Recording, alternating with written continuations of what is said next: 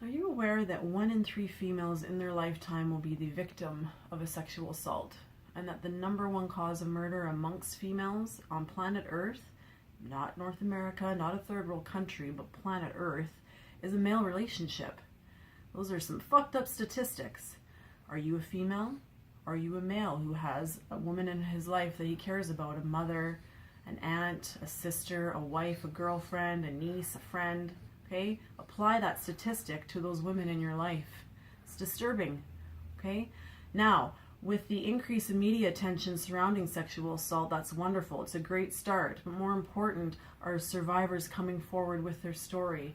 And of utmost importance is violence awareness and prevention. And that starts with intuition.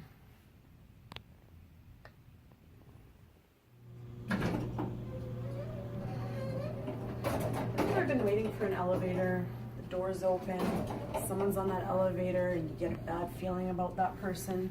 You get in anyway, and the whole time riding that elevator, your heart is racing, you're just anticipating getting off.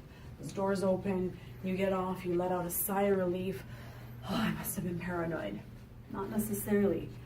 Roughly speaking, an average life in a large city like Toronto, Montreal, Vancouver, you will brush shoulders 36 times with a rapist or a killer. Okay? Now, if that's happened to you, and you got on that elevator anyway, as most people do, what were your reasons for getting on?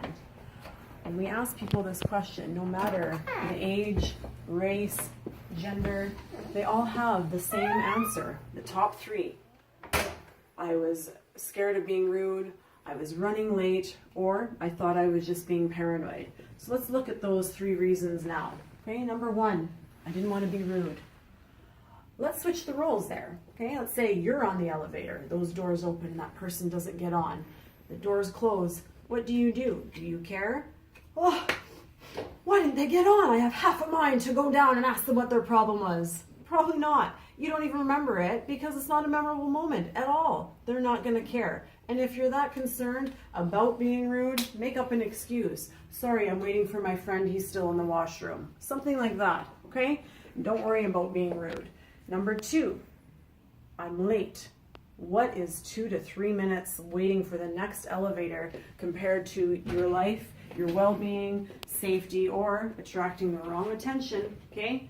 #3, intuition, paranoia. I thought I was being paranoid, okay?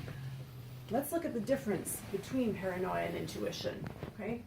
Paranoia, intuition. Intuition starts with a feeling, then leads to a thought.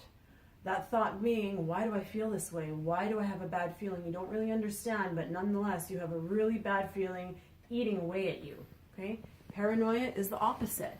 It starts with a thought, then leads to a feeling. That thought is usually a snap judgment about someone, okay?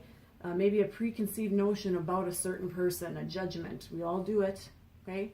It could even be something like your subconscious. Maybe when you were 3 years old and you snuck out of your bedroom at night, when you weren't supposed to be in the living room, you snuck in as your parents were watching a slasher flick on TV, right at a violent part where that serial killer is killing someone.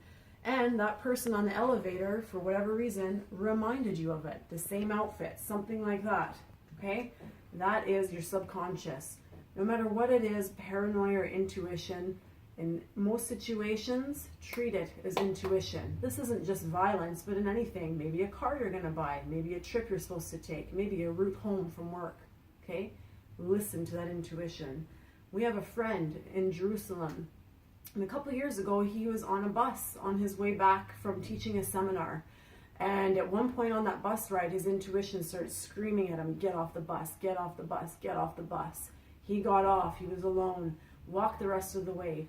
Later that night, he was watching the news, and there on the television is his bus in pieces. Suicide bomber, blew up the bus, killed everyone on that bus. Had he not listened to that intuition, I wouldn't even be telling you the story, first of all. And secondly, had he been on that bus with someone and he turned to them and said, I have a bad feeling, that person, what would they have likely have said?